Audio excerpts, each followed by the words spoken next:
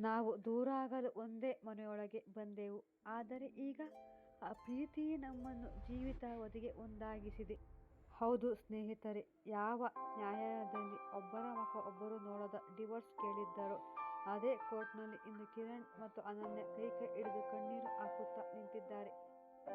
6 ತಿಂಗಳ ಗಡುವು ಮುಗಿದ ಕೊನೆ ತೀರ್ಪಿನ ದಿನ ಬಂದಾಗ ನ್ಯಾಯಾಧೀಶರು ಇಬ್ಬರ ಬದುಕಿಗೆ ಬರೆದ ಆ ಕೊನೆಯ ತೀರ್ಪು ಏನು?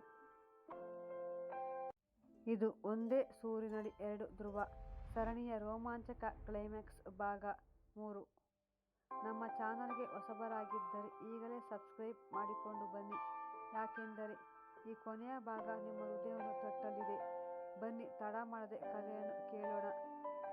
ಅನನ್ಯ ಮಾಡಿದ ಆರೈಕೆಯಿಂದಾಗಿ ಕಿರಣ್ 2ನೇ ದಿನದಲ್ಲಿ ಸಂಪೂರ್ಣ ಗುಣಮುಖನಾದ.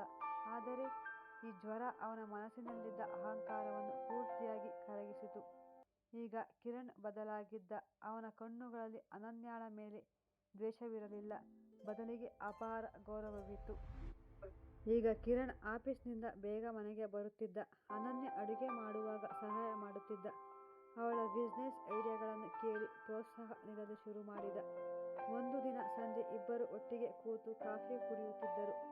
ಕಿರಣ್ ಅನನ್ಯಳ ಕಣ್ಣುಗಳನ್ನು ನೇರವಾಗಿ ನೋಡಿ ಹೇಳಿದನು, ಅನನ್ಯ, ನಾನು ತುಂಬ ದೊಡ್ಡ ತಪ್ಪು ಮಾಡಿದೆ. ನಿನ್ನನ್ನು ಅರ್ಥ ಮಾಡಿಕೊಳ್ಳುವ ದೂರ ತಳ್ಳಿದೆ. ಆದರೆ ಈ ಕೆಲವು ದಿನಗಳಲ್ಲಿ ನನಗೆ ಅರ್ಥವಾಗಿದೆ, ನನ್ನ ಲೈಫ್ಗೆ ನಿನ್ನಂಥ ಹುಡುಗಿ ಬೇಕು. ಅನನ್ಯಗೆ ಕಣ್ಣುಗಳು ತೇವವಾದವು. ಅವಳು ಮೆಲ್ಲನೆ ನಗುತ್ತಾ ಹೇಳಿದಳು, ನನಗೂ ನಿಮ್ಮ ಮೇಲೆ ಕೋಪವಿತ್ತು ಕಿರಣ್. ಆದರೆ ನಿಮ್ಮೊಳಗಿನ ಒಳ್ಳೆಯ ಮನಸ್ಸು ನನಗೆ ಕಂಡಿತ್ತು. ನನಗೂ ಈಗ ನಿಮ್ಮನ್ನು ಬಿಟ್ಟು ಹೋಗಲು ಇಷ್ಟವಿಲ್ಲ. ಉತ್ತರ ಮತ್ತು ದಕ್ಷಿಣ ಧ್ರುವದಂತಿದ್ದ ಈ 2 ಮನಸ್ಸುಗಳು ಕೊನೆಗೆ ಒಂದಾಗಿದ್ದವು. ಅವರ ಸಣ್ಣ ಫ್ಲಾಟ್ ಈಗ ಪ್ರೀತಿಯ ಅರಮನೆಯಾಗಿತ್ತು.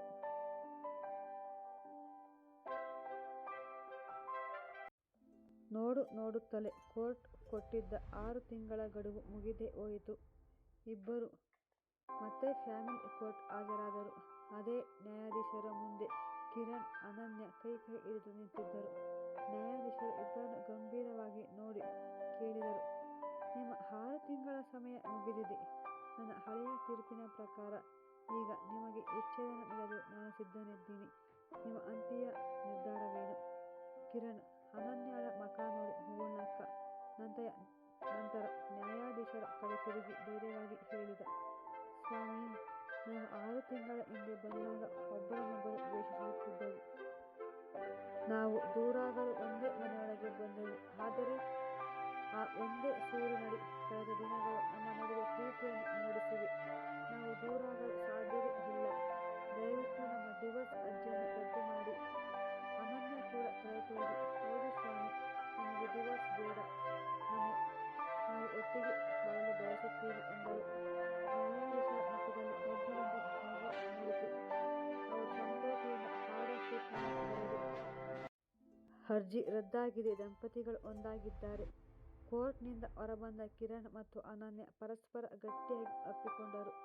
ಯಾವ ಕೋರ್ಟ್‌ನಿಂದ ಅವರ ಸಂಬಂಧ ಮುಗಿಯಬೇಕಿತ್ತೋ ಅದೇ ಕೋರ್ಟ್‌ನಲ್ಲಿ ಅವರ ಹೊಸ ಬದುಕು ಶುರುವಾಯಿತು. ಸ್ನೇಹಿತರೆ, ನೋಡಿದ್ರಲ್ಲ,